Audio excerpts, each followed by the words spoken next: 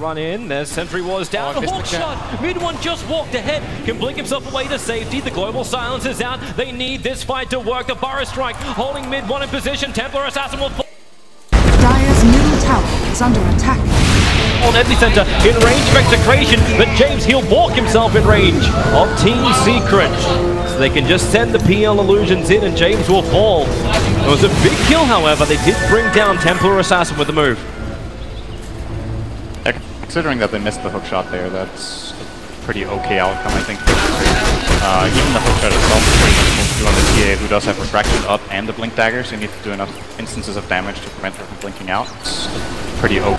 I think the thing that Execration are missing right now, apart from slightly better spell usage, is the blink dagger on Sandcase. It's going to make things a lot easier. We have Lumic farming at bottom, 600 away. Should be able to set up for a nice epicenter. It's really nice to play Sand King when you're not the only initiation on the team. When someone else can set you up so you can get epi instead of being forced to a lot of the times choose between that fast throw right or the epi. He can now count on his ally to set it up, knowing he has global in his back as well. It's a very nice lineup to play Sand King in.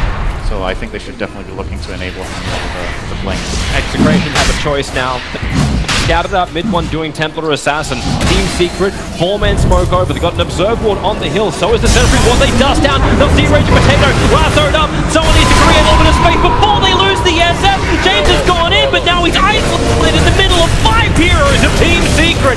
Trying to run out, but constantly split the fight up a little bit more. No buyback from the SF. Nano just wants to TP himself out. Keep this flank in a line. They'll be successful with that. RR will not be so lucky as attention moves towards the SK. Diffuser Blade, it was freshly purchased just before this fight, and it is nipping the heels of Execration out. So no more running away, and no more ways to contest Roshan from Team Secret. They should be putting this Aegis on the TA. It's a good item on the Phantom Lancer as well. Gets a lot out of the second life, but V1 is just extremely far ahead right now. They play very aggressive with this. It's also their primary structure pusher here. You can take down a couple of towers maybe. With this Aegis 18 minutes in, maybe they can get the remaining tier 1, maybe the tier 2 bottom. It's fairly easy to siege. The other tier 2s are a bit more tricky. They should be feeling like they're in a good position with a good advantage here. We'll see the replay again. Yeah, last one saw on the Shadow Fiend was in a really bad spot. And you can see exactly what they wanted to do. Like, there was the Observe Ward also on top of the hill. That's what set up a lot of that fight. They saw the SF coming from a mile away, and the fresh Blink Dagger, another item which was purchased just before that fight, caught Execration off guard. Yeah. Could have maybe been a different story if they had global silence ready, but the Bad Rider in this game is doing a lot of work. Kezu's finding the right picks. He's been involved in 9 out of 12 kills on his bat. Probably the reason why at the end of every single Team Secret fight we're having a camera close up on Kezu just going, yeah. Good fight. Good fight. So, Execration, they still have some things working their way. Even though the gold is moving 6,000 in the way of Team Secret, the experience about 8,500, you still have that path.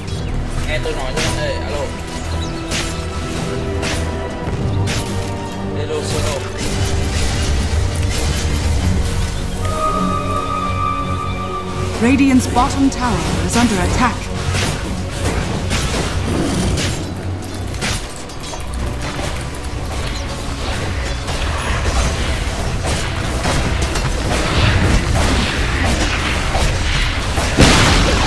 Radiant's bottom tower has fallen.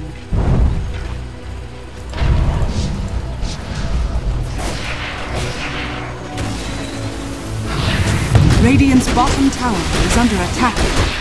Radiant structures are fortified. Nice.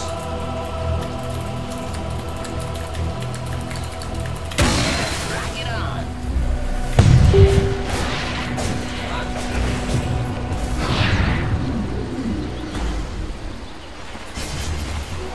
That should help.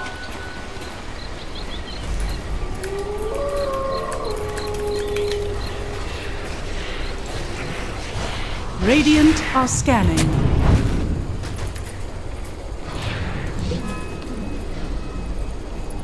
Illusion. Dire are scanning. Coin for me.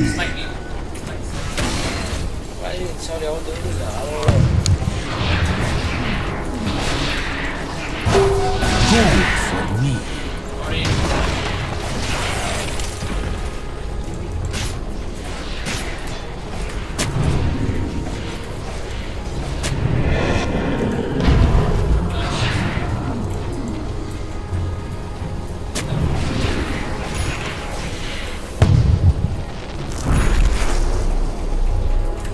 Radiant's middle tower is under attack.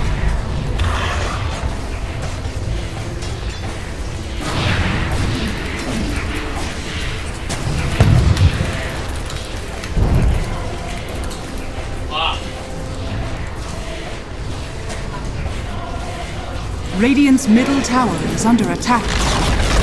Radiant's middle tower has fallen.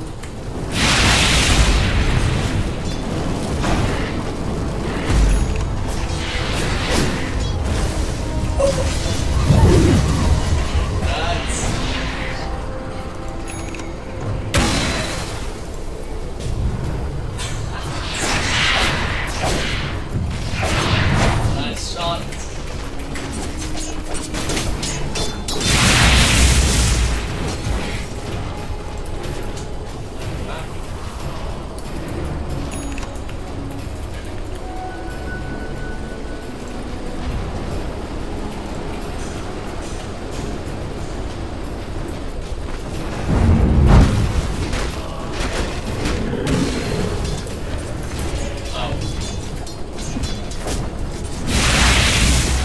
I'll take that.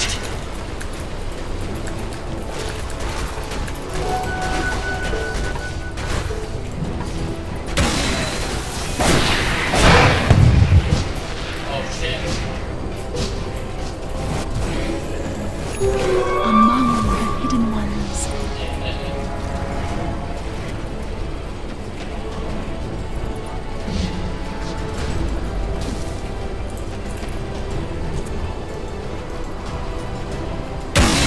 Players here.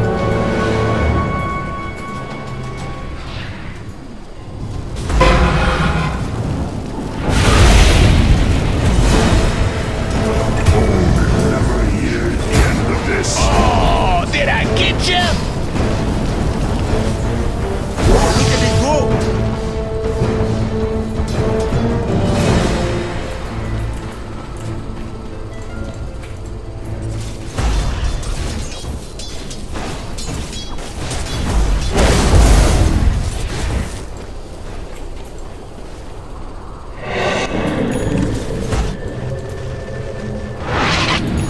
Dire's top tower is under attack.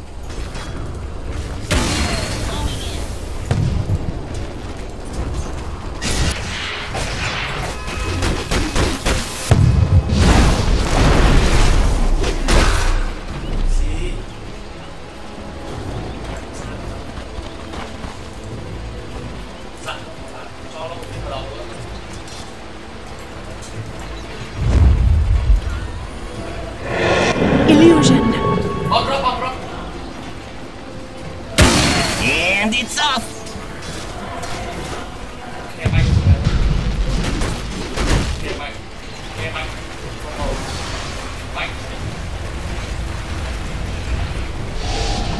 Blessings. Radiant are scanning.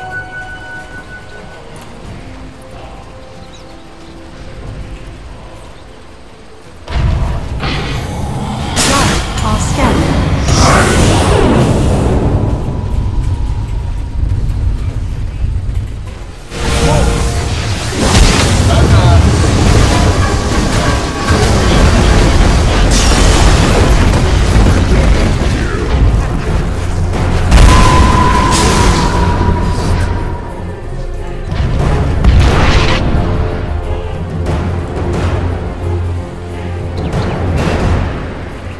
Coin for me.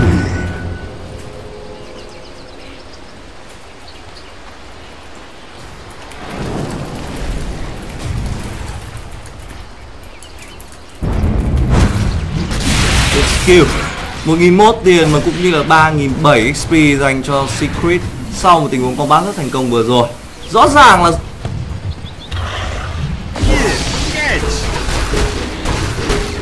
I'll take that.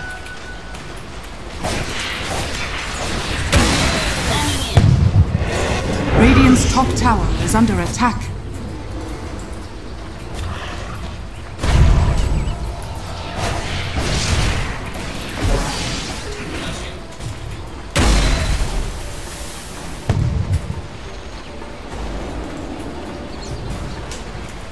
Radiant's top tower is under attack. Radiant's top tower has fallen. Radiant's top tower is under attack.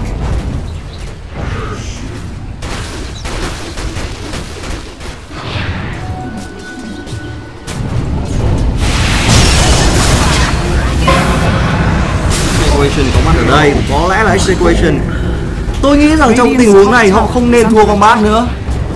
Họ đã biết được rằng là Secret Smoke và có lẽ là họ cần chủ động, nhưng vẫn là một tình huống di chuyển ra sẽ bị bắt khá đơn giản, hơi khó hiểu. Quan trọng hơn là trong tất cả những pha cover thì Execution dành cho đồng đội. Radiant's top tower is under attack. Không cover được đồng đội của mình. Radiant Có thể trường hợp này structures chỉ are có trong fortified. bot lẻ rồi, nhưng luôn luôn Secret họ stick lại và giáp do sau mỗi lần bắt được hero thì người ta lại có được cái kỹ năng rất là khủng khiếp. Bây giờ làm cái Burrow Strike trên người của Rubik có một con tốt đang rất là xanh, chơi thì thực sự là hay. Có hai cái start là tự tin chia đôi bằng đường để biết vượt MC. Sorry các bạn, là dây bimbo.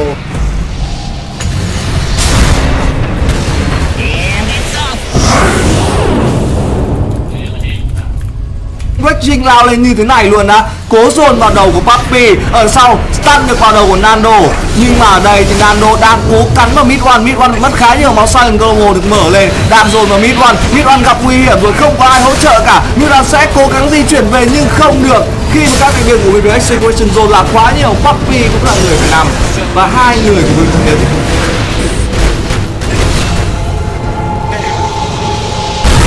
thì Secret ở đây thì MP kéo lại được một cái gì đó và tôi nghĩ rằng là một mình MP có thể quẩy sóng được rồi. Giác rồi tiếp tục lao lên.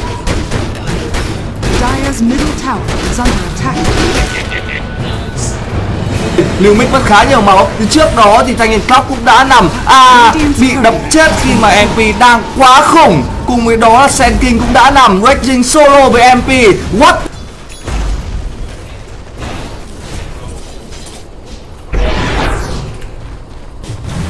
Radiant's middle tower is under attack. Radiant's middle tower has fallen. Radiant's middle barracks are under attack.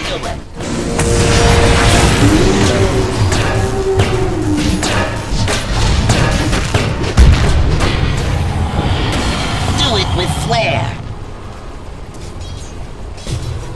Radiant are scanning.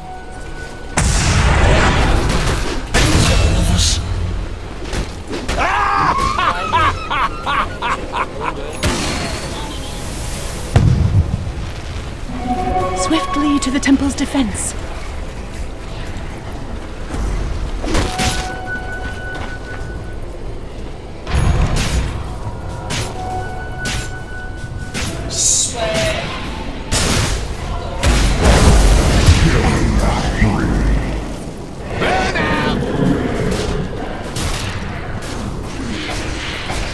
Radiant's top shrine is under attack.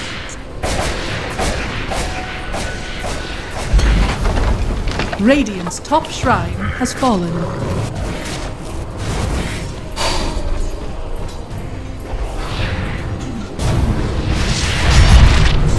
Denied. I lost like gears in the rain. The only mystery is how you lasted.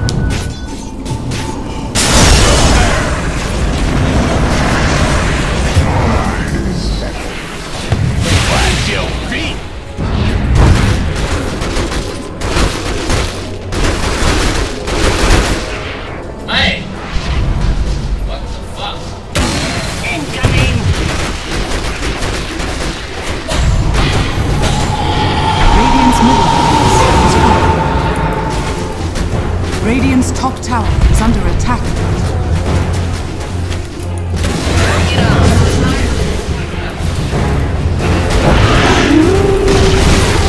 Radiant's top tower has fallen.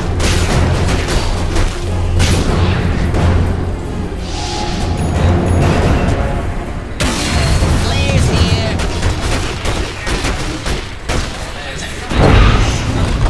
Radiant's top barracks has fallen. Radiant's top barracks has fallen. Boom.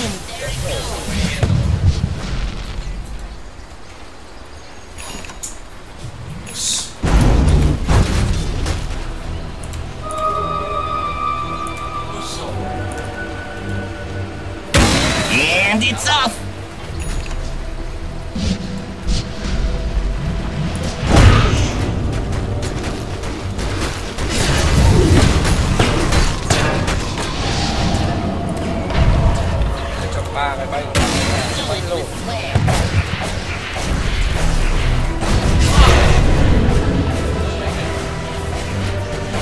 Radiant structures are fortified. Radiant's bottom tower is under attack.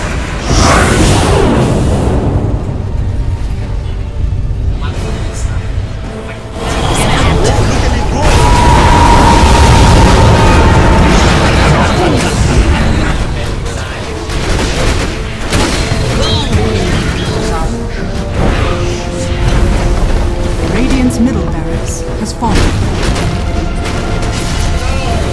Radiant's bottom tower is under attack. Radiant's bottom tower has fallen. And it's off. Radiant's bottom barracks are under attack. Work to be done. Radiant's bottom barracks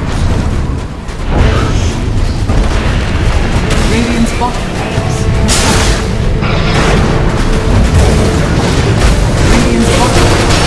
fallen.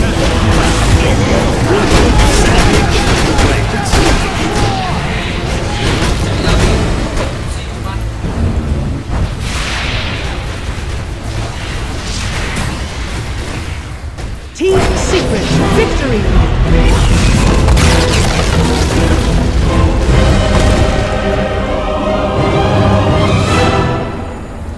Saw from them in the groups, but you know, this is a high pressure environment. It's that one game for elimination.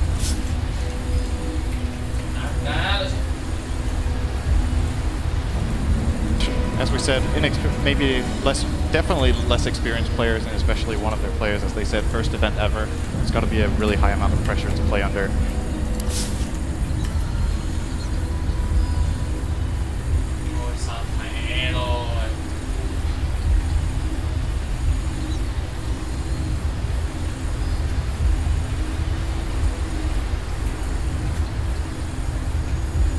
And at the end of the day, Secret with more experience, more composure, just all out better across all stages of the game. They had better laning, better teamwork, better fighting.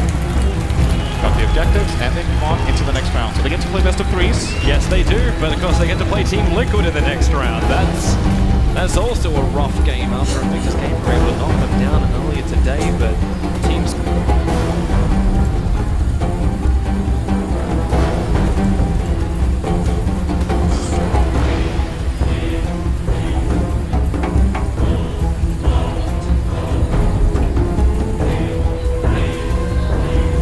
Secret is definitely going to be a good confidence boost for them moving through the bottom bracket. Of course, Execration, they understood they were coming in. They were a little bit more of the underdog.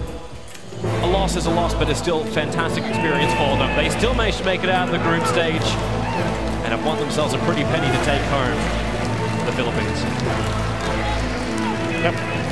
Very good experience to move on, especially for the new guy, whoever it was. We didn't want to put a name on it. The mystery man. We'll refer to him as the guy. Or just guy. But yeah, you definitely saw the nerves approaching a little bit. I think you did. I think the clockwork, that was kind of like the sealing the deal kind of moment. When he let the cogs off, that was the moment everything started to fall apart. But if they got their initiations right, if you got the momentum, you could definitely see the draft working. 100%. That piece of the puzzle looked very, very good. You could see the logic of what they were trying to do. The execution just wasn't there. That's kind of the short version of the story. They got outplayed and they did not play their own best, which, you know, is a regret you can have afterwards, but either you show up or you don't on the day. Sometimes you have a bad day. That's it. Yeah, so as a terrific performance from Team Secret, they are the winner and will advance themselves into the lower bracket round 2.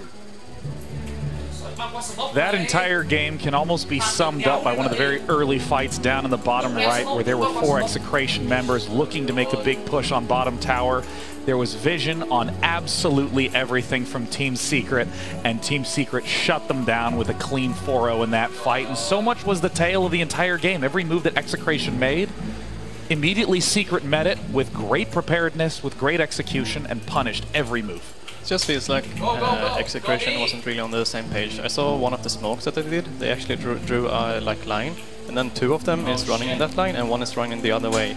So it just feels like they weren't communicating that well. Maybe they were like nervous or something. We touched upon it earlier today. Not having counter Bat Rider really hurts. Like Lasso, like Silencer was like okay, and they had opportunities to maybe counterpick the Bat Rider a little bit better. Even cores that build Lincoln Spheres. I think Peter mentioned that earlier. Like they just had no way to deal with them.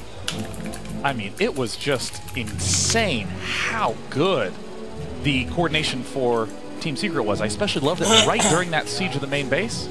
You just saw sentries plop down everywhere. There's like 5 sentries right outside the front, and this does mean that, of course, Team Secret will be advancing on and talking to a member of Team Secret, Yapzor. We got Casey.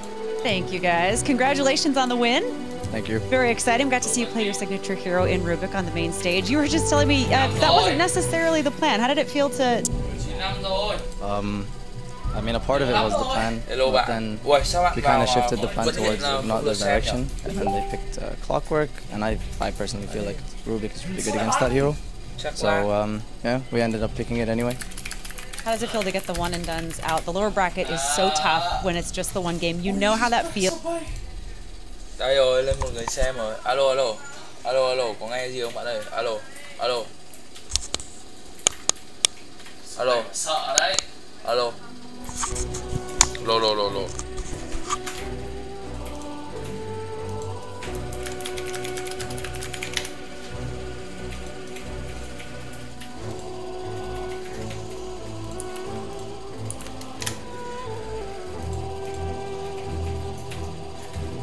Được, tôi sẽ cắt game C9 kiểu nhỏ nhẹ thôi. Tôi đang ở hàng net. Mất cái gì? Thì mẹ đéo có máy để ra hàng net.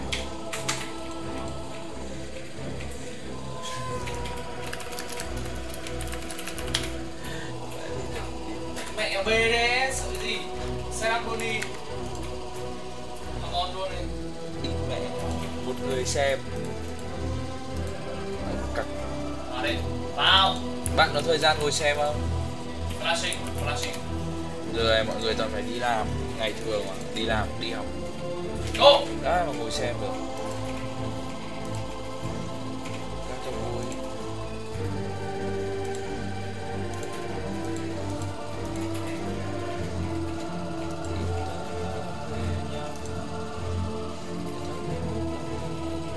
Nice.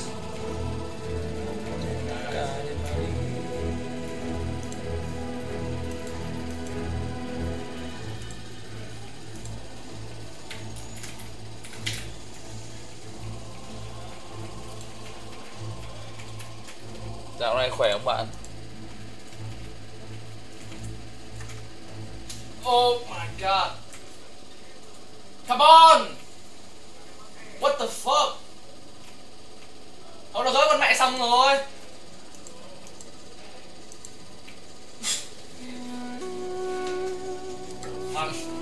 Bạn đang ở chỗ làm á? Sao đi làm sớm thế? Đã lên 7 giờ 45 đã ở chỗ làm rồi á? Tôi đéo nhớ cái kênh cũ của tôi thì kênh được có follow đỡ phải spam đấy, đéo vai xem cái gì. Đéo hiểu kiểu gì. Trước bật lên phải có mấy chục người. Căn bản là nó có cái báo noti ở đây đéo có.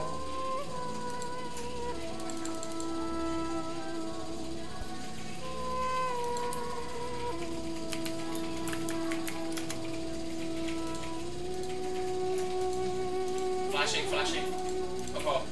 Hop. Let's shake. Mẹ chơi game để tự kỷ cũng là một người xem.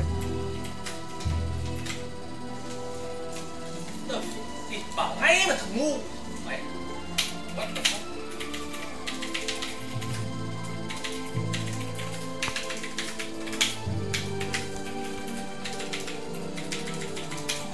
Cầm 2 quả flash nó không bút cho một quả nào. Drop me a key. Green, drop me a key. Đi mẹ bọn X.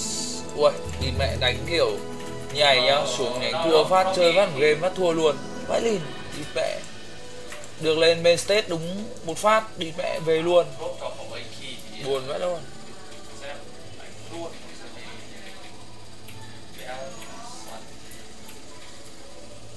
For this tournament, not prepared in your mind, but still on the main stage. Last year, you came in through the wild card. You made it to Seattle, but not to TI. Now you're on the main stage. Now you've seen that crowd.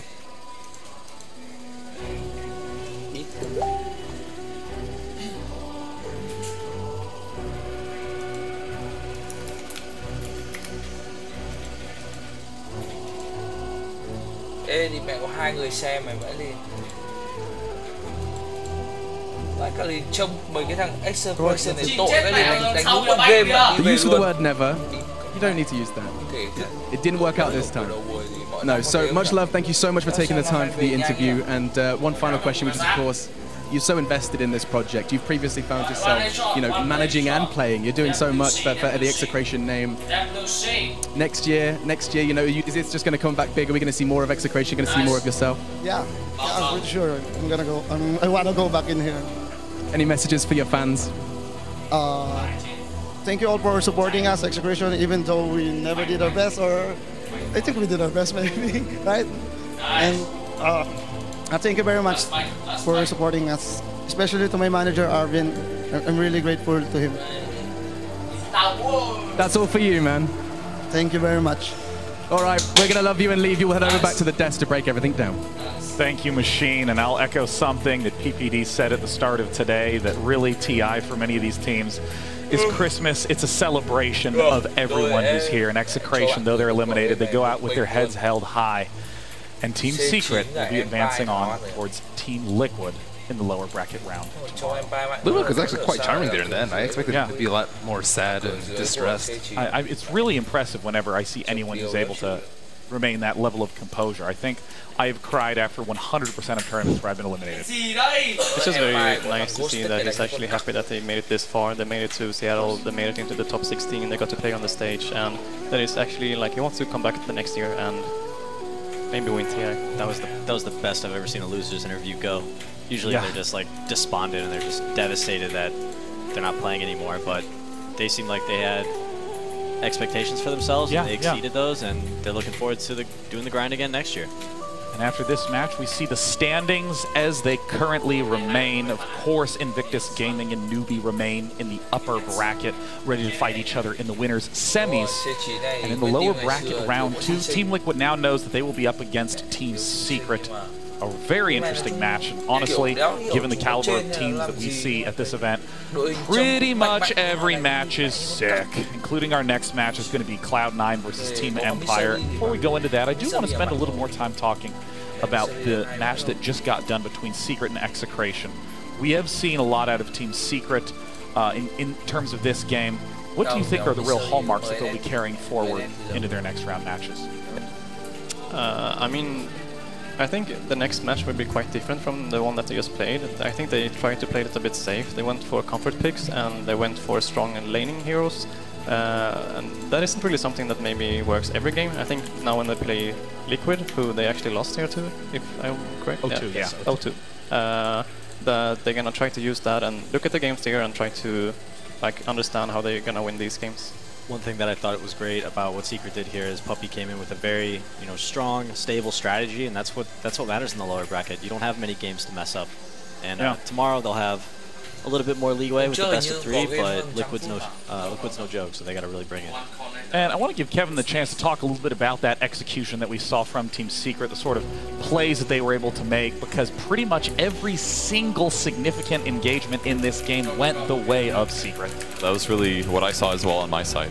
One of the things that I caught that I thought was really important is you don't want to lose your towers before your opponents kill yours, if possible. And there was a moment here where Shadow Fiend left the mid lane to head to the jungle to do some jungling. He's normally very good at clearing multiple wave camps, but it had 2 centaurs or 3 centaurs, so it had a lot of magic resistance. And in the meantime, TA was able to just whack on his mid tower for quite a long time. And after he jungled that, he even walked to the shrine to heal back up before going back to the mid lane. So just by doing that very, very small mistake, seemingly, he lost half of his tower HP, and this was 6 minutes in the game at the very start. And this has big implications because at some point later, TA shifts to the Ancients, Rubik goes to the mid lane to get his free experience, and there always has to be somebody in the mid lane from Execration's side, because otherwise your tower is going to die very fast. And obviously there was the other big stuff that happened during the game, which was the missed hook shots, the lassos that came before the global silence. It was all these little things that added up that gave Secret just a commanding lead throughout the entire game.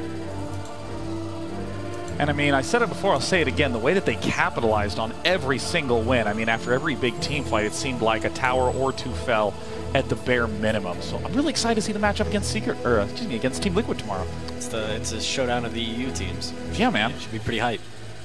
Now, our next match is one that, again, is in lower, is a best-of-1 elimination match between Cloud9 and Team Empire. And, of course, Cloud9 has had a lot of roster changes in recent times, so we got the chance to catch up with Aoi.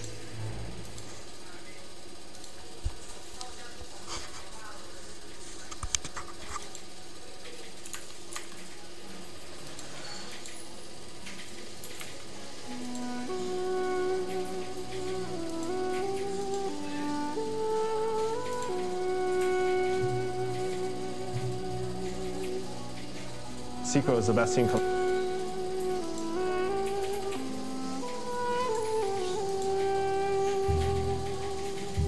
At this tournament, and you just need to keep moving forward. You know what it's like to go through roster changes. You've been through some pretty dramatic ones, especially last year. We talked a lot about what happened with the back and forth.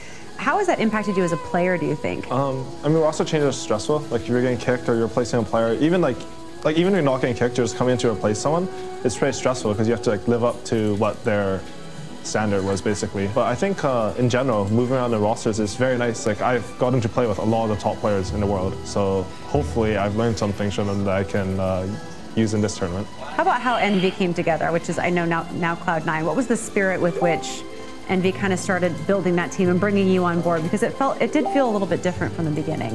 How it started was just we wanted 5 people who were willing to learn together and try to grow as a team. We thought what Wings did was super cool. I think after TI6, everyone was looking at Wings. They played a long time together, and they had no results for a very long time. And then they got into some lands and they had very bad results for some time, and then they just started crushing it, and they dominated TI6, and everyone's like, oh, this is the coolest team ever. So you want to try to emulate them. So what do you think your strengths are as a team coming into this? I don't know, I think we're pretty good at using the map, splitting up resources, knowing what areas of the map we want to take. We're a very self-critical team, so if I look at it, it's there's a lot of things I want to say, oh, we need to be better at this and this. But I think that's what we're good at. We're good at choking our opponents out if we get a lead. We are good at maintaining that lead. We're good at doing some weird stuff. We actually do a lot of weird stuff. That's our strength. We do way too weird stuff. I don't know what's happening half the games. But, when you don't know what's happening, your opponent's even more confused. So no, that's our strength. I don't know. And you're one of the few people I can ask in this atmosphere, because you've been there before, what it feels like to stand on that stage on the final day of TI after the grand finals, being told you're the champion. I can tell you, it's very confusing. So you don't know what's happening. It's very loud. I was just in a daze, but hopefully, if I win again, I'll be even less of a daze. No, it's just. Do you not remember any of it? No, I remember it, but I was just standing there, yeah, this feels good, but I don't really know what's happening. So do you think it would be amazing to be able to put your name on this for a second time? I mean, of course. I mean, do you think that you'd be the first one? Yeah, it's pretty insane. It's like the 7th TI and no one's won twice. Yeah. Anything else you want to say about TI that you think people would want to hear from you? This is your chance. You can say anything you want. Nah, it's just thanks for the support, right? TI is the community's tournament. Yeah. So it's pretty cool. And of course, thanks to that community support, the prize pool stands at approximately 24 million, with millions tuning in from all around the world. And I gotta say, He's talking about that idea of focusing on each series, one at a time. And this is actually the most important time to do that, because this entire game decides their fate in the tournament. That usually happens in the upper bracket, I think. If you're like a very strong team and then you think, oh, if we win this, we're going to face this team in the next round. But especially now, as we said, for them in the lower bracket, they're going to just look at this game and focus on that. Yeah, it's really interesting how often players say that they have more comfort in situations where they're in the lower bracket or if they're up against another team that is stronger than they are, that actually creates more comfort for them. That they feel like there's not as much pressure, because in a way it's okay to lose to one of those teams that's better, so they don't have as much of a risk. And on top of that, I think they're doing the best that they are at this tournament right now, because they were looking really poor on day 1 and day 2. Were they 1-9? I think something like that. They ended up with, I think, 5 wins, and then which is pretty respectable. And I think they ended up actually in 7th place. 6th place? It was a pretty remarkable comeback. Yeah, 6th place from what I thought was going to be elimination. Yeah. And of course, Cloud9 clawed their way out of that last place spot in order to be here today. And they'll be going up against Team Empire. And of course, Casey got the chance to sit down with their position 3 player, Ghostic. So no one on this particular team has seen a TI before. So how have you been preparing for the particular pressure that's associated with the international? Well, kinda was we're in a DAC tournament. It's in China, and it's really huge for us also. Just like TI, but kinda lower price and like low pressure in DAC. But we were boot camping in Moscow for 1 week.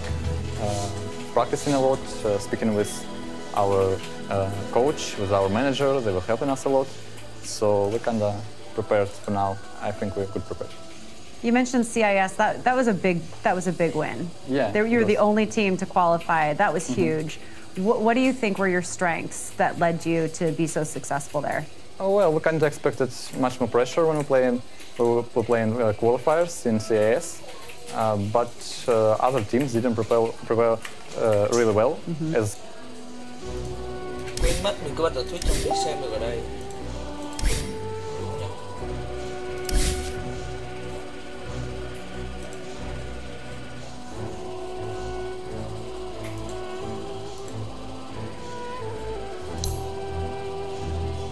Mình hóa ra đéo xem được như ngày xưa.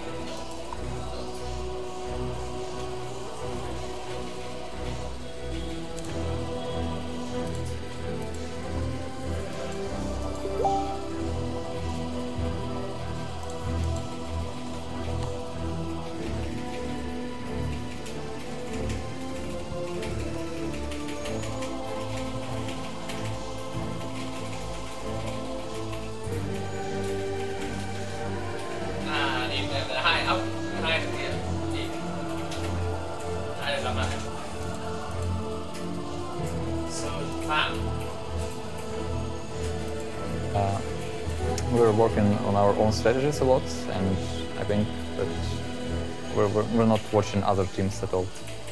You ready for the lightning round? Yeah. You sure? Is it scary enough? Ah! Did I scare you? No. Ah! Oh, now I'm scared. Okay, pretty much. Puppies or kittens? Kittens, of course. Yes.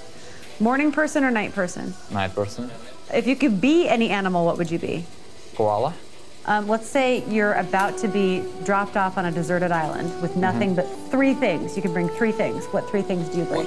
A lot of water. I mean, like gallons of water. Gallons of water. Huge gallon of water. Okay. Huge gallon of water. Maybe a penthouse. Like huge house. You're gonna bring a penthouse. Yeah. Okay. I thought you meant the magazine, but you mean an actual penthouse. Penthouse. Okay. Yeah. Yes. A cat, maybe. A cat? Yeah. I would say like a girl or a friend, but a cat is fine. And you and the cat won't get sick of each other. The way that 2 humans might. Yeah. That's a great answer. Cat people. I would also bring my cats. Maybe 2 cats, actually. Yeah. Really outnumbered up here. Yeah, I gotta say, I'm with you. That was a big moment of bonding between me and Joe. We'd like pull out our cat photos. We're like, like spent 30 minutes scrolling through. And now this brings us once again to another elimination match between Team Empire and Cloud9. Let's start with the boys in blue, Cloud9.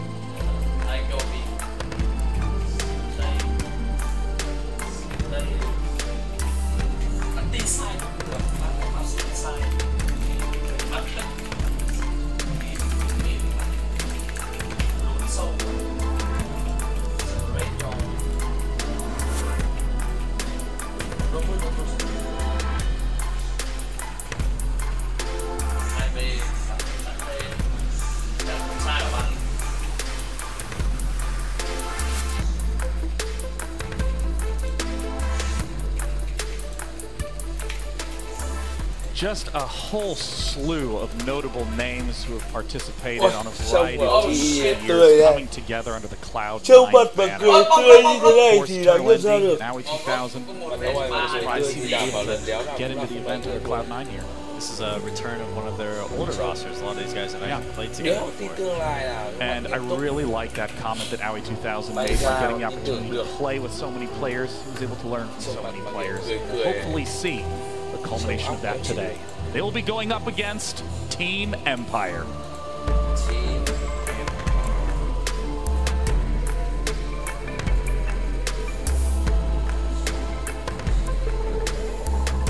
Đéo ra chung mấy cái thằng Empire nối gần em chịu.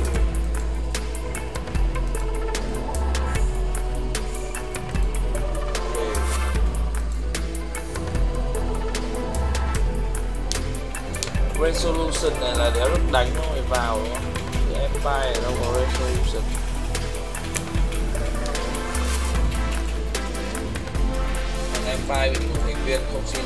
Just as was said in that interview, a lot of people's eyes perked when they heard Empire demolish their way through the qualifiers. And they were having a little bit of a struggle in the group stages leading up to today. They managed to have some interesting, long games. Yeah, that was tough. That was awesome. Come on, that was sick. It was great. I didn't have to cast. I mean, like, I could have gone to the gym midway through, come back, and it still would have been going on. Except for one thing, Peter. You don't go to the gym? There it is. There it is. There it is. I set that one up for myself. There you go. Walked right into that sliding glass door. Thank you for the assist. Yeah, there it was. Now, in terms of these styles of these two teams, I'm wondering if you can speak a little bit to kind of their personalities, some of the highlights coming into this match, Merlini. Empire plays a little bit differently. They've been using very hard carries for resolution. They've been playing AM, Luna, Morphling a lot more than any of the other teams that we've seen. Cloud9, they've been running very fast-paced games. A lot of Drow Ranger. We've seen some Arc Warden. I think they're very good at getting early lead. And Medusa a lot, too. Yeah, I've been a little surprised that we haven't seen as much Arc Warden at this tournament as was expected coming in. He hasn't been a hero that's been picked a lot, though, lately, I think. It's a couple of teams that are picking him. Empire was one of them, but then it was also Chappie who played it, who unfortunately couldn't come here. And I think that is also one of the reasons why maybe Empire are picking the heroes that they are, because they're like 4 people who've been playing together for a long time, and then they have resolution. So maybe they choose to pick heroes for resolution so he can run on his own with like Morphling and Anti-Mage and those heroes to do his own thing. I imagine they're probably using that team chemistry to build around Resolution, who is a player who definitely, he takes attention. I think he has more experience on the big stage than probably this entire team combined, so his wealth of knowledge and tournament experience is going to be huge for them, and he can advise them how to win big games. Well, I mean, I asked earlier, how much would you even change your preparations based on what you've seen in the group stage? And I've been hearing again and again the feedback, you really got to be careful about departing from what you prepared. Resolution kind of came in at the 11th hour, so how is Empire supposed to work with that? Do you think that they've had time to practice that, practice this bigger focus on hard carries? He's a super flexible player. I think he's one of the top carries of the world. I'm a big Resolution fan. I think they can really run mostly anything, at least within the heroes that he can play. Not Meepo, and he plays Arc Warden a little bit, but maybe not to the extent of Chappie, but everything else I actually think he's better than Chappie at. Yeah, educate me about Resolution. What makes him so great? Well, he got second place at TI last year. It's already an accomplishment in himself. And I think he's been the standout player for DC and then Thunderbird and then Planet Odd for the past like 6-7 months. Like every time we see him, he's just this amazing carry player that just seemingly can play anything in any situation and always get farmed, not die. He's just very, very consistent. He's more of the traditional one position than other carries. A lot of times we see carry players like TZ and No Tail kind of adapt and play around their mid player. Resolution kind of he takes that attention away from the mid player, and the mid player is a little bit they have to play around him more so than him playing around them. So expect a harder carry, anti-mage, Morphling, Weaver, maybe even like a safe lane Void. Something along those lines I think is right up his alley. I'm trying to think if we've even had that many games recently where that's been the case. I mean, perhaps the Alchemist game that we saw at the start of the day, but that's pretty typical with an Alchemist player. I have a good feeling this game is going to be a little different than everything else we've seen today. I don't know how much of an Empire thing that is. I mean, it might be more of a Cloud9 thing, a little Jackie Mao for everybody. Yeah, what was Ali talking about? Where he's like, we're weird. What is it? What are the weird things? It's just envy, man. He changes people, he changes teams. You start playing the Jackie Mao way, your games start going for an hour and a half, and you lose a little bit of insanity, but that's on both sides. Things get a little crazy, things get mixed up, and like 9 players in the game are going, I'm losing my mind. And Jackie Mao is focused. This is a fun game. I enjoy a game of Dota. Ready. Yeah. And I mean, I'm still chuckling about how many times. Slug Pipe, you might see it. Yeah. I mean, oh, that is a hero. Oh, he went Terrorblade Hood too. Yeah. He did it on Weaver as well. And Slark Pipe twice, right? Yeah, I remember seeing that. And just, I think he's one of the few players who's been choosing Slark fairly consistently in the group stages. I don't think we've seen him chosen that much at all. He's one of the more position 1 players as well as Resolution. He likes to play Naga, he likes to play Terrorblade and Slark and these heroes. So it was the Drown Pipe and the Lich Shadowblade game from Pilot. Lich Shadowblade, that's what I'm talking about. And another guy that we should talk about is Fada. Fada, I thought would be a lot like Zai, who departed from the scene for like a year and then came back and still be in top form. I think many people agree that Zai's still really good. But Fada, he came back and then he has actually slipped a little bit, I would say. He's like not one of the top tier mid laners anymore. What are the type of mistakes that you see him making? Dying way more than he used to. He used to just not die that much. It's just like a couple of weird things, like he's been playing puck a lot, but then he's Dream Coil, and in the end he runs out of it, and there were like really no reason for him to going out, so it just feels like he's not on top of his game the past games. Feeling the pressure a little bit. Maybe. Captain Jackie Mouse coming down a little too hard on him. He's running there with his pipe on Slark, and then it's like, I'm just gonna go out from here. I've played with Aoi, I've played with Envy a couple times. I can tell you that environment. It's just a lot of talking. And sometimes a little too much. I think effective communication is one of the things that people don't talk about. For a Dota team, it's really important. You don't want to use more words than you need to. I know Jackie Miles is a big talker. What are, like, in your eyes, what's good communication? Give me some good communication, and then give me some bad communication. You just don't need to say more than you do. Anytime, like, you die, you say, oh, I messed up, or dang it, this sucks. Probably a little bit more profanity than that coming out from the players, but we like to keep it PG on the street. That's right. If you go in those booths or sell, gosh darn, rats, I died again. What you should be doing instead is communicating, okay, hey guys, I messed up. This is what's going on with this hero, who I just died solo to. He used this spell, he's gonna do this, he's going here. His Blink Dagger timer might be a little bit earlier than what you expected to be, and communicating that information with your teammates is, it helps them play their game. And I mean, it's also just as important what they're saying as to what they're not saying. You want to have as little interruption and thought process as possible. There's so much information going on in a Dota game, and you have to organize it. You have to facilitate it in a way that's concise, yet everybody understands what's happening. The positive thing about that team is that most of them have played with them before, and played with them for a very long time, so they are used to this form of communication. Which may be a little bit They understand how they play together, so there's a little bit less need for communication. Are you guys just being tactful? Is it that when you're playing with them, he's like, oh god, I'm dead again? Like, what is it? No. I'm not saying that at all. I was just giving you an example of effective communication. Sure. He's not a downer. He just talks a lot about small details. I think go on really deep about certain things where I think most of the time when you want to talk about things, it's like, oh, big macro decisions. Oh, like we need to push here, let's smoke here, we need to drop a ward here. Like those are like big macro decisions that might influence your team fights. Whereas I think they're like just very, very small things. Just talk, like they just speak like 3 sentences about something that you think is just so minuscule that you wouldn't even bother to mention. But it's just different priorities, right? Sure. So the real challenge then would be to be able to process that sort of information as other players in the game and not get overwhelmed or distracted in those moments. Yeah, that's hard. Yes. I'm actually the worst at listening and talking at the same time while I'm just playing in my simple little games. Can't even imagine the scope when there's this much team coordination happening in these matches. So, you know, in terms of Team Empire, you talked about Resolution, you talked a little bit about how he's such an extraordinarily impressive carry.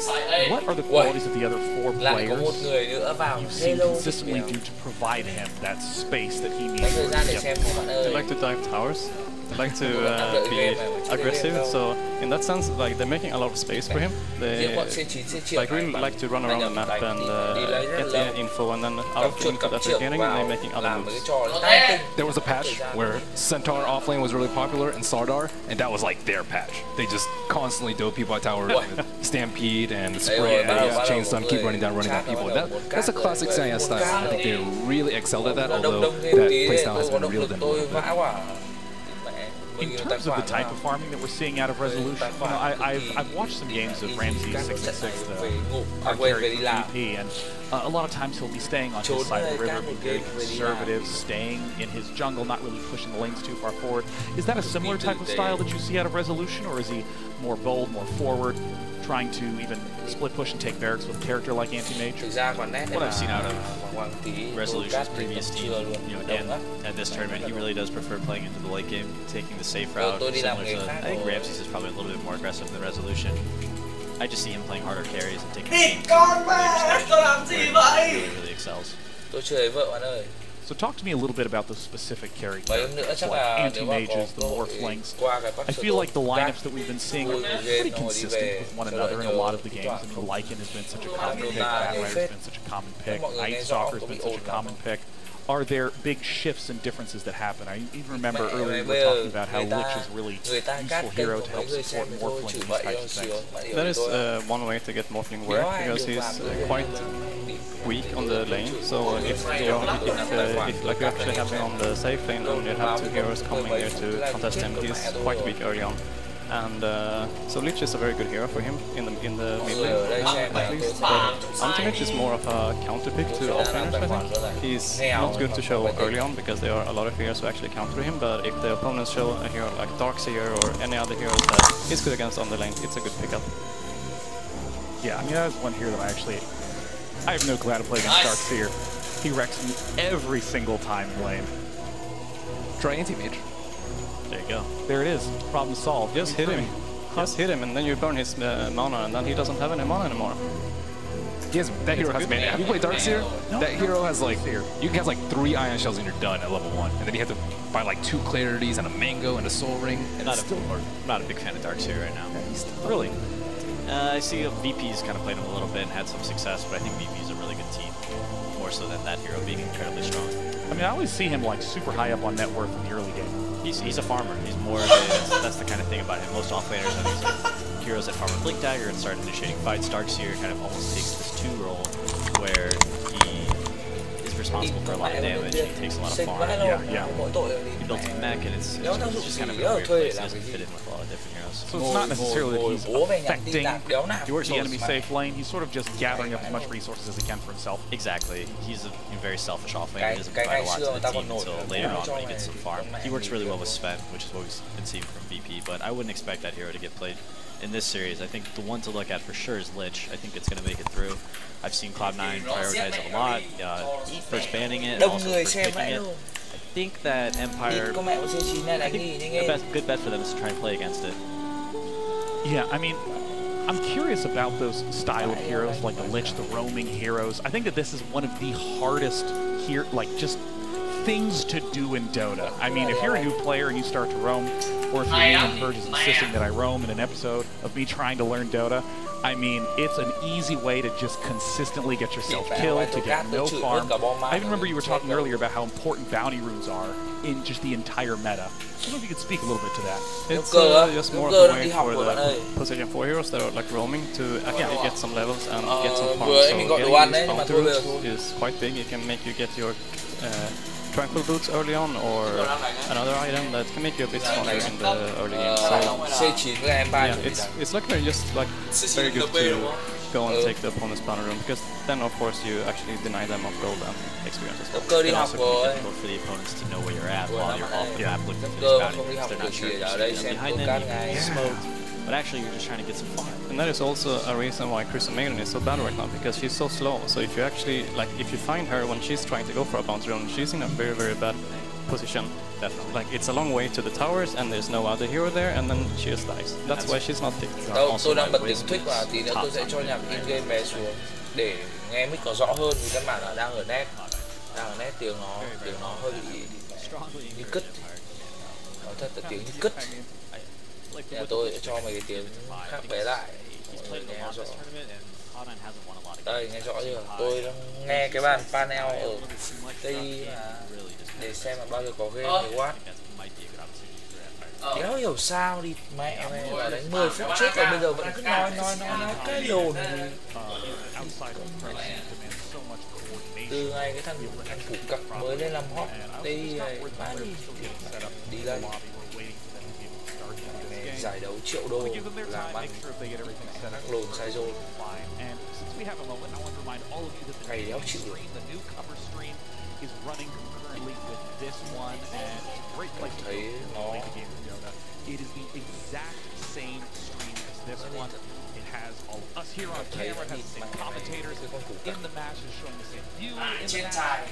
But it also has extra pop-ups of information to help introduce, to help clarify. Look at this, here's the stream right now. We have clips giving little bits of extra information. And look at this, we control Warlord because it's so important to educate new players about that. Bây giờ xong rồi, đéo hiểu sao lại có quả game OG với cả IG. Xem highlight. Đéo chạy game chính như cái củ cải. These situations are all based around understanding super specific things, such as, you know, the passive ability of the Shaker. In fact, he'll always stun the ground when he casts a spell. Nice. Very watchful. Valve's done a really good job building a better product for the Tiny Stream, and it's seen a lot of success in the past. And last year people weren't so pleased with it, but this year I think it's in a really good place, where you still get the experience of being with everybody, but you also get to learn about the game. And TI is this huge celebration of Dota, and it's not just about all the people that have been around forever and play this game all the time throughout the years. It's introducing this game that we love so much that all the people. There's one thing that I want to emphasize, that as unbelievably hard and complex as Dota hiểu cho mấy thằng C9 ngồi vào. I was surprised when I started playing that it is dead easy to have a blast with almost no knowledge. You choose Lena, you blow a bunch of shit up, and it's awesome, man. The ultimate just zaps someone with a lightning bolt, and they're gone. Oh, that feels good, and I don't know anything that's going on. I mean, I think that in each individual game of Dota, there's always one or two or three things that you can learn pretty clearly that are useful for the next game. It happens to be that there's 7 million things to learn in order to be a very successful player, but you don't need to know a few million in order to play your first game. So it keeps it fresh. I'm curious, when was your first game of Dota? First game, I mean, I played Dota 1 way back when, so I don't even know, like over 10 years ago, probably. Do any of you remember your first 2005, December. Yeah, that's the same for me, I think. Yeah, maybe even the same month. We were all little children back then. Yeah. Dude, what were your first games of Dota like? Oh, I love Perseverance. I was like Owen. Yeah, that was... Oh my god. Perseverance was the thing. It was awesome. Health regen, mana regen, you got some damage. Damage? What, you didn't have to go back to base? There was a secret shop? It was the best item. You never had to go back to base. Oh god. I remember in my first games, I didn't understand the idea of regen. I was just like, brown boots and save. We're going to get a really big item. And then someone said, but if you buy regen, you can stay in lane and get money. So then I would buy like 16 tangos and be like eating trees every few seconds. Actually, the first time that I bought tangos, I ate all 4 at the same time, because I thought, now I'm gonna get a lot of HP, and then it didn't happen so much. I'm gonna super duper heal. So not a natural talent, right? No. Everybody has to start somewhere. You gotta learn. It says you get HP. I don't know. It doesn't stack. My earliest memories of Dota were my friend and I just spamming Vengeful Spirit and Techies. So we were a great pleasure to play with for everybody. You're one of these players, all right. I think I was the Vengeful Spirit though, so it's not as bad. bad. Oh, right? so he was the bastard. You're innocent in this story, huh? I was his assist. Oh yeah, naturally. Oh, you swap him in. Yes, Ooh, I swapped. That's next level. Yeah. I mean, for any of you who don't know, Techies is a hero that not even Valve lets be picked at this tournament. They're just like, no, that we don't want to ruin the experience for an entire team for an hour and 40 minutes, and make 5 players on the other team very, very happy. Or give them free wins, like last year. Techies is rough. It's TI5. It was 2 years ago. Oh. But yeah. Wait, did they pick last year? Did it? Oh yeah, Wings picked it. They did Techies and like Pudge and stuff. Yeah. They were just messing around on the main stage. Upper bracket. Did they win the game? No, they got crushed. That was like the one game they lost, other than the finals. Yeah. It's always so funny to see how things that felt completely overpowered and confusing initially, no big deal. Seems straightforward now. And I just got the magical updates in my ears that the game is now ready to go. It is going to be Cloud9 going up against Team Empire. It will be a best of 1. We'll find out after this match the second team to be eliminated. He will be advancing forward to face Evil Geniuses. Cloud9 versus Team Empire is starting right now. Cloud9 versus Team Empire. Game 1. Super curious to see the drafting strategies coming up because chúng ta sẽ đến trận đấu giữa Team Empire và C9. 10 seconds remaining. Team Empire's dạo gần đây thì có xem Dota nhưng mà không nghiên cứu sâu với cả cũng không chơi game, mà gameplay nó yếu đi nhiều. Bad Rider kỳ TI năm nào thế thôi, có thể từ ngay sát trước đấy không xuất hiện Bad Rider, khi mà TI bắt đầu Bad Rider lại quay lại như một cái điều hiển nhiên là chắc chắn phải có. 5 seconds remaining. Chúng ta nên đổi tên The International thành mùa sinh sản của Bad Rider. Bên phía Team Empire thì pick cho mình một con có thể hạn chế tối đa Bad Rider, con cao tầm pick Bad Rider cực kỳ mạnh. Đấy là này Stalker giảm vision rất quan trọng, và đặc biệt là nó có khả năng bay lượn lấy vision rất là tốt từ Bad Rider. Lượt pick xem nhau, có vẻ như ở phía Empire họ muốn đánh aggressive đánh nhau rồi. Khi có vẻ những các thành viên của C9 họ ban đi AA, họ không thể đánh tốt quá nhanh với Bad Rider được. C9 họ sẽ để, tôi nghĩ là sẽ để co đi mid farm và sẽ đánh đua mid với một hero nữa hỗ trợ cho Envy. Fata sẽ đánh một con playmaker ở safe lane, họ sẽ để cho Y đi mid với một con farm. Cloud9's turn to pick. Đây thì tức là chúng ta nhìn thấy việc bên phía Empire họ muốn dồn ép đối phương với Disruptor, Night Stalker, bộ đôi Rammer cực kỳ mạnh, thực sự là quá mạnh, mà lượng đam của con Disruptor này là lớn, còn Night Stalker này phải nói chung là phải nói là Night Stalker chắc chắn ở thời điểm đầu game ban đầu thế là quay đầu chạy, vừa chạy thì không phải là ý hay với Disruptor. Đây sẽ là một game khó cho Bad Rider, khó có thể làm gì nhiều được. Alo, mọi người mà nghe thấy kiểu bình thường ổn định thì chat cho một cái để biết xem nào. Thấy không ai nói gì ngoại trừ bạn tôi ra, thấy một người kiểu hơi ảo. Team Empire's turn to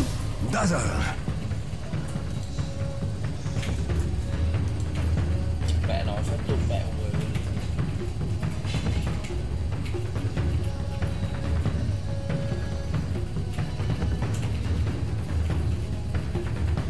seconds remaining. 5 seconds remaining. Ok.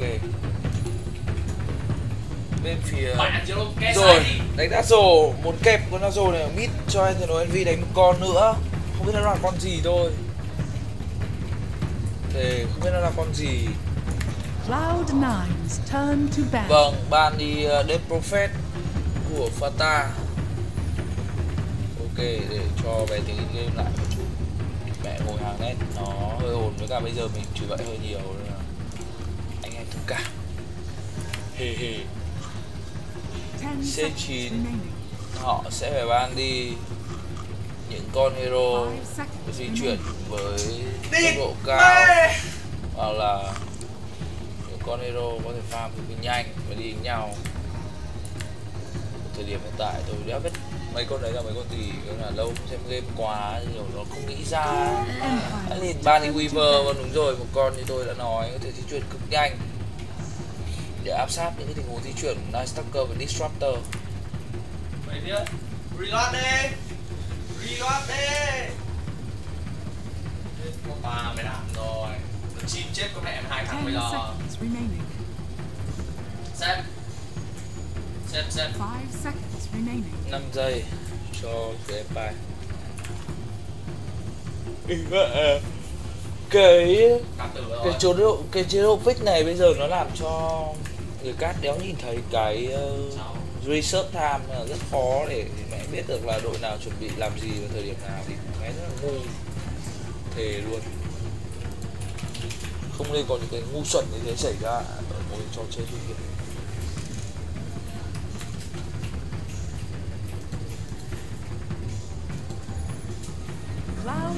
Ban Sven. Tôi nghĩ là Envy sẽ không chơi Sven ở một cái game đấu quan trọng như thế này.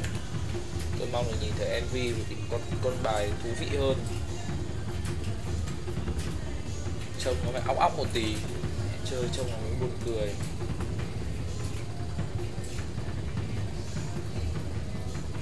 Ê, 10 seconds remaining. 5 seconds remaining.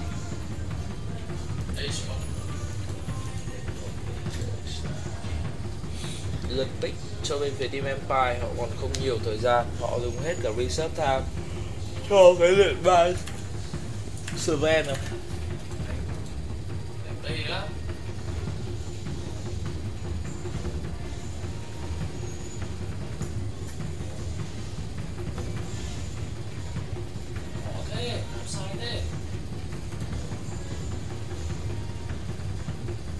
Cloud9's turn to pick. Legion Commander. Vâng, vậy là LC hình cho Empire. Họ dự đoán rằng Envy sẽ chơi Terror Blade cặp với cả Dazzle. Pick thông minh như thế Empire pick chặn đầu rồi. Tôi không nghĩ là một cái lượt pick đầu vào Terror Blade rất khỏe. Và thời điểm hiện tại một trận đấu quan trọng như thế này có thể Envy sẽ lựa chọn cái hero như vậy rất tốt với Empire.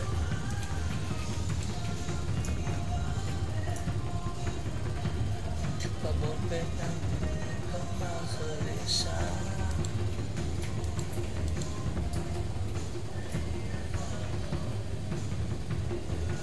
Team Empire. Vâng, lượt pick dành cho bên phía team C9 và họ lựa chọn Doom. Có lẽ là Doom cho offlane là Paradise à? 10 seconds remaining. Doom để counter cái gì? Có lẽ họ cần Doom chết Night Stalker đầu tiên, lấy Vision cho Bad Rider. Tuần tự combo của C9 sẽ là Doom di chuyển vào Doom một hero đầu tiên, sau đó thì nếu hero nào cứu đánh nhận Doom ngay tức Bad Rider và tóm. Vấn đề là Empire họ có cho mình một cái book tới từ LC, cái book của LC như debuff ulti của Bad Rider này. Nếu mình nhớ không nhầm. Đâu là mình không chơi game này. Còn Queen of Pain ở vị trí limit dành cho bên team Empire. Và Fata cần một hero đủ mạnh để chống lại Queen of Pain thời điểm hiện tại, có lẽ chỉ còn Lina. Khi mà Bắc với cả con Crowblood thì đều bị sai đứng đi. Đầu đâu rồi Queen of Pain thì vẫn còn hero nữa thì đủ sức mạnh. Không, Lina không phải là một hero hợp lý trong trận đấu này, nhưng không có LC người Bắc phát là chết. Vâng, DK một con mà đua không chết hay là Night Stalker lao vào có lẽ là cũng sẽ sống đủ lâu để Dazzle có thể TP ra và DK lên mid dành cho Fata. Và chúng ta chờ đợi hero cuối cùng dành cho Isama khi mà Doom support cùng với Dazzle. Bad Rider of Land và chúng ta xem Antino em đi lựa chọn hero gì. Cloud9's turn to bat.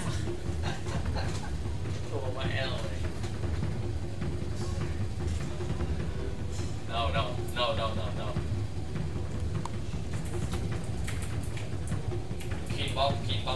Keep bomb.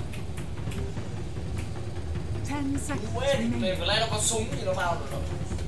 Nó bắn. 5 seconds remaining. Hai thằng này có 9/10 vẫn được. Bắt cái mít đấy. Lượt ban cuối cùng của bên phía team TI7. Carry của Empire. Theo tôi là ban Lone True. Đẹp trai luôn. Ban Lone True.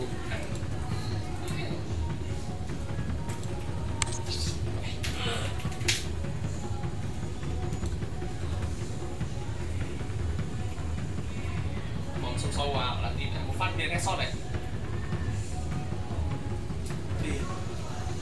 Cloud9's turn to pick. Đó rồi.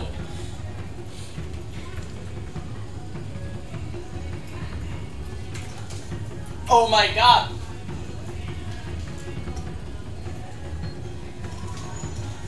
It's me. 10 seconds remaining.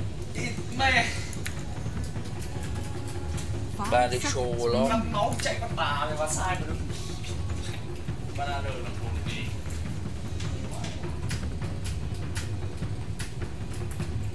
Team Empire's turn to pick. Rush 8.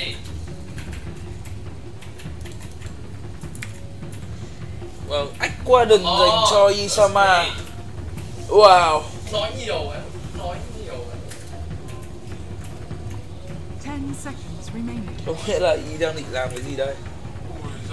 Tôi không nghĩ là Aquadon là một lựa chọn tốt ở trong một trận đấu mà nó tính chất lượng phức cao như thế này.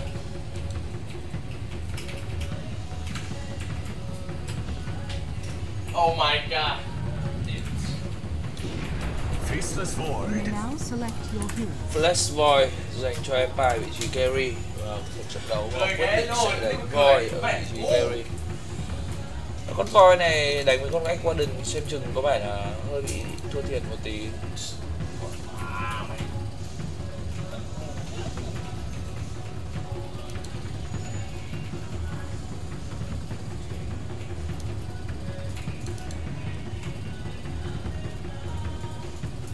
Come on, the fucking noob.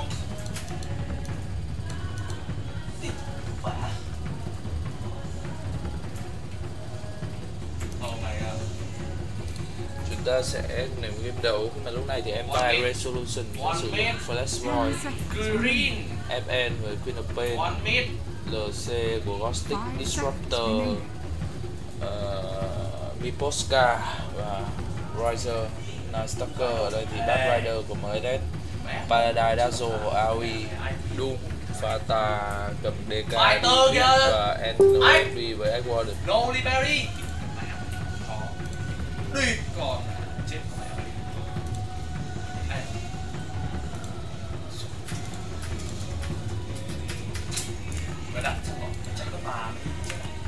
anh em có thấy sôi động không? Tôi thấy sôi động bình thường.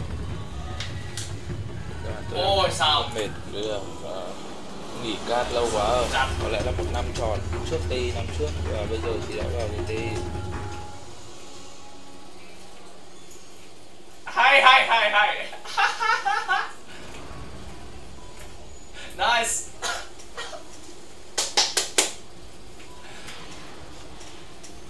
Prepare for battle. Được, hay. Vâng, và chúng ta sẽ đến với đấu này. Đấy. Thế là được đấy. Khi mà lúc này Miposka đang smoke và di chuyển thẳng lên khu vực Rồi sẽ bị phát hiện là AoE 2 cảnh. Vâng, có lẽ là chưa gặp quát, check quát người đối phương, không có lẽ là không có vision. Nếu mà có vision check quát thì sẽ không bị quát ở vị trí này. Chúng ta nhìn thấy Aquadon ở đây, mua cho mình một ring protector sẽ lên ring Aquila dày. Tôi cũng không hiểu cái chơi Aquadon này. Thực ra team tôi có thanh niên chơi Aquadon này lên tận 7k nhưng mà không hiểu vì khi mà chơi với team thì anh ta phải chơi support, chơi có. Vâng, DK đi mid được xe 2 tango, bad rider off lane với 1 mango, doom sẽ gọi là roaming around. Này thì flash void chủ động sẽ lên cho mình Command Seal để harass và bad rider. Monun sáng kia từ Queen of Pain thì đó DK này nhưng mà Command Seal biết sẽ bị harass nhiều rồi. Nice Stacker với Off the What.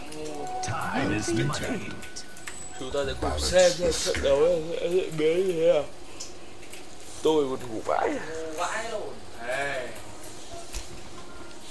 Đi vào nữa. Mid trust. Mày.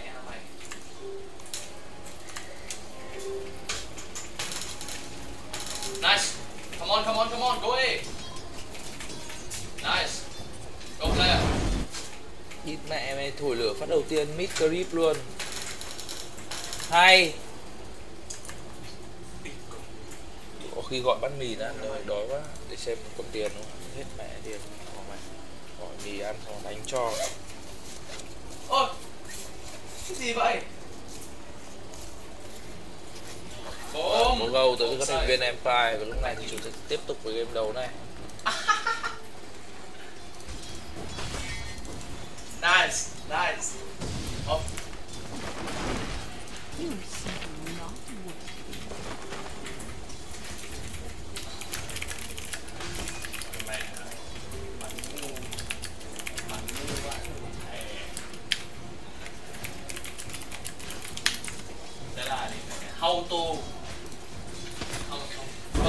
Lúc này thì đúng như dự đoán họ sẽ bây giờ đánh đua mid rồi, không ai muốn mid của mình thua cả, trong khi Aquadon là một hero có lẽ là có thể đi lên một mình rất là tốt. Anh ta đang chịu khá nhiều đam tới từ LC nhưng mà vấn đề là ổn thôi, không chuyện gì cả. Có cả Dazzle ở đây nữa, Ghostick đã bị bắn vào từ để có lẽ là đúng rồi, không nên bỏ vì clip grip nào cả. Ghostick cắn cây ra bút máu mình lên, khi đó thì lên ở dưới này MS có lẽ là nên di chuyển vào rừng, khó có thể farm được mà có cả Disruptor đứng đây trong Harrod early game rất là mạnh với skill 1 của mình. Mana chỉ rẻ thì không phải là rẻ mà lợi đam tôi nghĩ là lớn, nên thời điểm early game khá là lớn.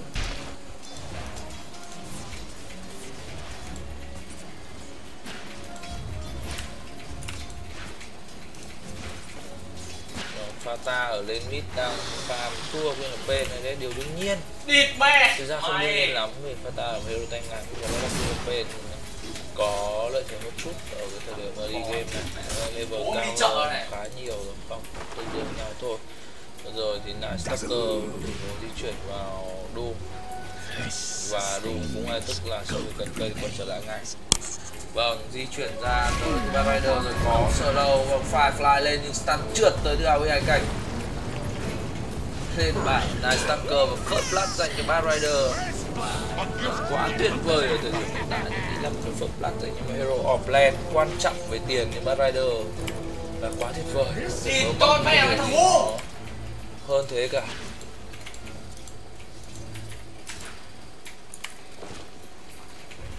Fata ở lên mid sẽ dần lấy lại được cái lượng farm của mình khi mà thực sự là FN ta thấy là đang đi mid cực kỳ xuất trình. Có lẽ là kinh nghiệm thì không nhiều bằng Fata nhưng mà trình độ của FN đang là đi mid cực kỳ tốt. Đây chúng ta nhìn thấy những tình huống không deny được thì phá, thấy là đây 3 chấm dầu tấn bị postcard chắc chắn là mấy không thể vào được, kể cả có lượng mana thì lượng máu để đai trụ là không đủ. Phát hiện là Ghostick ở đây rồi, phá được mana ngay lập tức là Envy di chuyển vào, vâng chỉ là không kịp nổ rồi.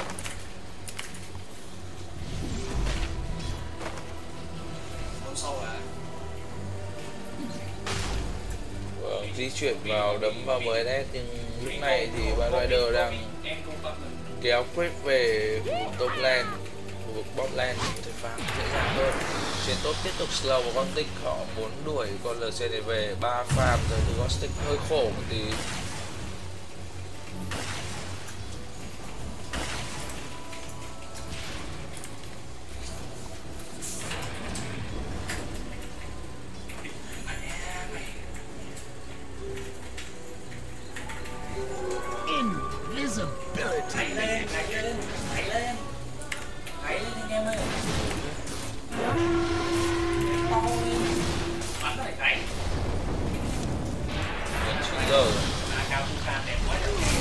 Vâng, tiếp tục là một mạng dành cho thành viên phía team C9. 30k không? Đâu gọi gì? Hay làm gì? Đâu, tôi gọi một mì trứng xúc xích. Đợi lâu nhỉ? Bắn lồn toàn chết chay vậy. Sao là có luôn? Ok, cảm ơn. Dẫn 1k. Mới đánh được 4 phút mà. E đánh Aquaden. Trông quỷ nhỉ? Vậy. Con này khó quá, thằng ấy biết chơi kéo đâu. Có phải đâu, trông quỷ gì. Trông Fata DK còn tin tưởng à? Nói là rồi. Đại fucking noob. Đi con mẹ mày. Lúc này AoE hai cành di chuyển ra, cùng với đó là ở đây không có trên stun tới từ Fata. Anh ta nâng cho mình 2 điểm vào score chắc chắn rồi. Đi mid với Queen of Pain cần phải giữ cái lượng máu cực kỳ ổn định. MS đang bị sẽ là chẳng có vấn đề gì nhiều cả, sử dụng sai các thành viên của C9. Giày gỗ dành cho Flash Void. Ở đây thì Bad Rider không thể làm gì nhiều được. Night Stalker có lượng armor là 6. Fata vẫn tiếp tục được hỗ trợ tới từ AoE. Vụt rồi, lùi về, không có lẽ là sẽ lùi về được thôi. Mở được Split lên rồi. Không, Scorched Earth lâu lắm không đã quên lên skill. Có thổi lửa trúng 2 hero, lượng máu sẽ giảm rất nhiều trong tình huống hồi máu của Paradise, nhưng không trúng vào người của Fata. Có lẽ là họ sẽ phải sử dụng cái sai ở dưới, vì mà lượng máu lúc này các thành viên của C9 đang khá là thấp rồi. Aquaden đang free farm ở trên top, cùng với đó là Void free farm ở dưới. Bây giờ ở game đấu này thì Isama sẽ lên cho mình item gì thì tôi không hiểu cách chơi Aquaden, thề luôn không hiểu. Flash Void thì hướng tới item đầu tiên đó chính là Lincoln, tránh được bị trói vào và burst nam chết tới từ Bad Rider, và tránh luôn cả Doom. Và lúc này rotate xuống bot tới từ các thành viên của C9. Họ biết rằng Ghost Stick đứng trong cây và họ cần AoE clear các bãi creep về thật là nhanh. Rồi mất màu từ Ghost Stick rồi sẽ tiếp tục bị đặt vào trong này. Bây giờ thì di chuyển vào tới từ AoE và Paradise. Có lẽ là khó để có thể giết Ghost Stick trong tình huống này. Vâng, stun trúng búp lên nhưng ngay lập tức bị slow mạng. Tiếp theo dành cho thành viên C9 3-0 có TP xuống. Nhưng mà Viposca làm gì đây, một tình huống lồng 2 người và có cả có lẽ là sẽ bỏ mạng AoE ở đây thôi, không thể làm gì nhiều cả. Và đó là cũng phải được bên làm cực kỳ nhiều. Vâng, chào người em đã vào xem. Số giờ lúc này đang là 3-1 Fata. Ngay lập tức nhận thấy sự di chuyển đi tới Queen of Pain, anh ta hóa form lên, không để đánh ai cả, anh ta muốn đẩy trụ. Một trận đấu mà có lẽ họ sẽ cần rất nhiều vision khi mà AoE chơi Aquaden. Họ cần vision, họ cần khoảng farm. Vẫn một lần nữa nói lại là đéo hiểu con Aquaden này chơi như nào, nói điều thì thôi, và có win back lại thôi. Fata sẽ bị dã bằng cách nào thì không biết. Vâng, ngay lập tức sẽ là mạng dành cho các thành viên của Empire. Họ lấy lại 2 mạng rồi, một mạng carry, một mạng mid. Có lẽ là dẫn một can cốt tới từ Empire. Con Doom này đang dần cho thấy cái sự chậm chạp nặng nề của mình trong thế cục game hiện tại khi mà chơi vị trí support, vì mà di chuyển từ các lên cũng như là có những cái skill hỗ trợ like up có lẽ là nó yếu hơn so với các support khác ở thời điểm hiện tại rất là nhiều. Khả năng đánh nhau của nó cũng không nhiều. Tôi nghĩ đây không phải là một hero tốt. Nó tốt ở trong một số tình huống. Tôi nghĩ là không phải hero để có thể lựa chọn như một cái set kết số 1. Bad Rider có lẽ là cũng đang làm khá tốt ở vị trí của mình. Vâng, không đủ tốt rồi. Ngay lập tức là lộ smoke và đen đang di chuyển đi. Đi lên như thế này sẽ bị Grim lại thôi. Và chúng ta có thể thấy sức mạnh của Night Stalker và Disruptor. 2 điểm vào skill 2 thôi. Với Vision tới Night Stalker sẽ làm chết. Chắc chắn là không cưỡng nổi các thành viên của vệ tinh C9. Họ đang stick lại, regroup lại lấy cái trụ top này. Trong khi đó thì QNP sang một mình put ở khu vực lên mid có lẽ sẽ là lợi thế khá nhiều dành cho các thành viên C9 khi họ sẽ TV về lên mid này. Vâng, chắc chắn là TV về lên mid rồi, có khả năng để lên mid này. Nhưng hình như ai đó đi cancel TV không, đó là vì tự cancel TV của mình. Khó. QNP đang cực khỏe, lên 2 nun cực trâu và ta sẽ lên vào Discord.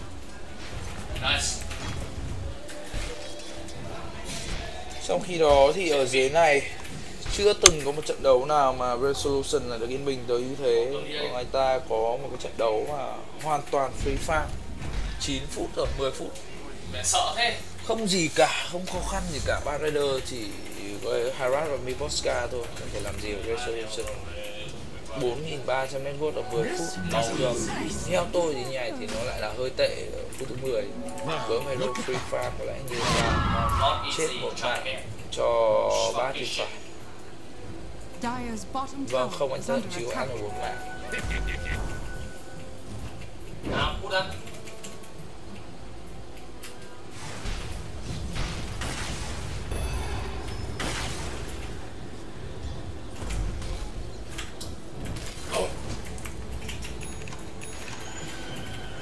Vâng, dây gỗ dành cho DK và ở đây thì burst down vào Night Stalker có lẽ sẽ phải về nhà với máu thôi, không có gì nhiều để làm cả. Trong khi đó thì Dazzle đang cố gắng lấy cho mình level 6. Vâng, đi nhầm là chết ngay. Envy cùng với cả Doom đang di chuyển xuống boss, với đó là cả Bad Rider có lẽ là sẽ hướng tới cho mình một cái trồng. Họ muốn full bot này. Envy sẽ lên Midas. Sẽ là một game đấu mắc farm tới từ Envy.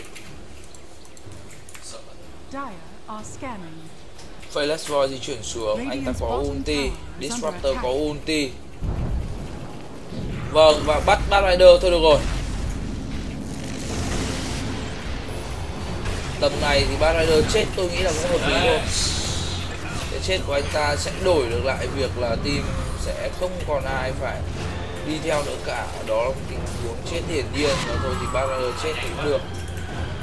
Mặc dù là anh ta đang là hero mà cố gắng lên cho mình item để đánh nhau. DK lại tiếp tục là phát hiện đối phương, di chuyển đi hóa form ra mid. Và bây giờ thì Miposka sẽ giữ cho mình cái Grim và chờ đợi đồng hộ TP ra để farm DK, nhưng mà không có ai cả. Ở đâu đó dưới bot này thì đang có đánh nhau không? Đó là mình có sử dụng sai từ F5.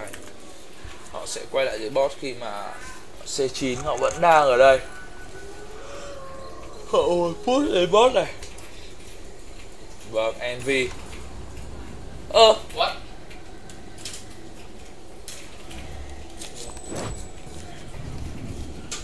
Mẹ nó đang phi lên đồi, đặt con mẹ em thử cái cháp ra xem nó có biết là mình ở đấy không. Biết luôn, đéo hiểu làm cái gì.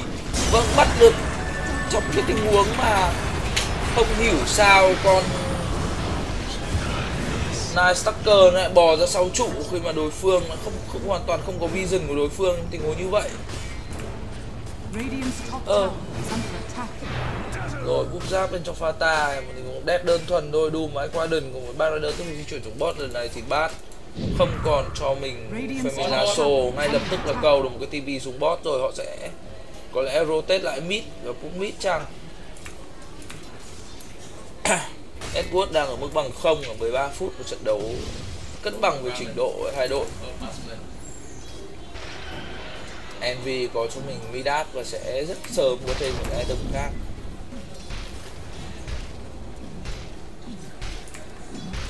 Không có tham đâu.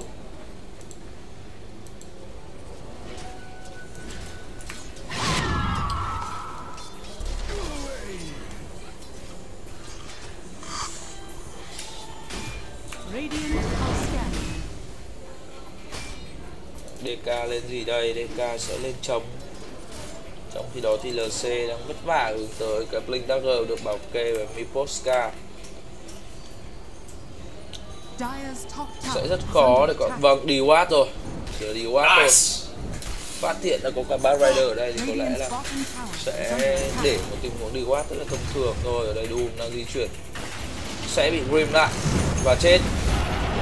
Hơi ngớ ngẩn. Nhưng không sao, họ sẽ đổi lại cái TP lên từ phía của Iquaden. Có lẽ là cũng sẽ nên đi về và sẽ chết luôn ở đây từ Envy. Cũng chết rồi. Không lối thoát. Chưa hiểu sao lại TP lên đây khi mà Doom chắc chắn đã chết trong tình huống trước đó. Envy vẫn chơi đang hơi ngớ ngẩn ở cái vị trí carry của mình.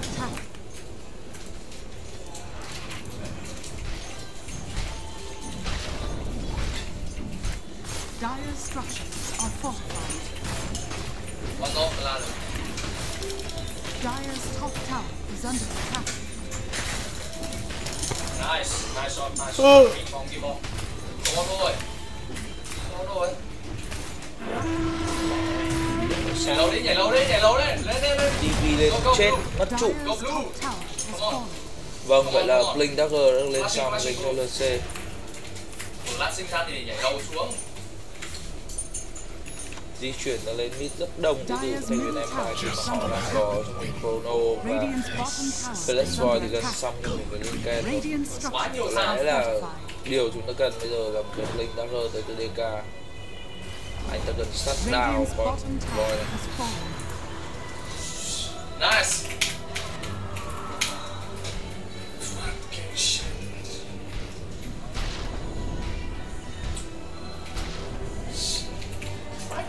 Dire's middle tower is under attack. Iquaden với Midas thì sẽ farm cực nhanh, còn tôi thì đang cực kỳ buồn ngủ. Đợi gì đến ăn và ngủ thôi, tôi sẽ để tiếng cát tiếng Anh. Tất cả cùng vui. Dragon Knights, all these three heroes have... All of them are really integral to how the hero works in fighting. And Empire are willing to fight, so they just have items that allow them to weave in and out of fights with their heroes like Jason Ford and make sure they the ball is up, but Boschka not what he wanted to do. Can catch anybody, they can glimpse back AUI if they want to, but actually no they can't. He went to the bat. Oh, he did it at the start.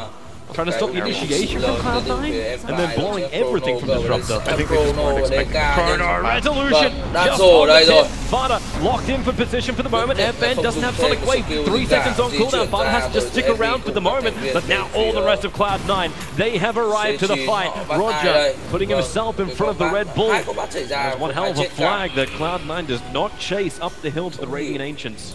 That was one of the most ambitious Chronos I think I've seen the whole tournament.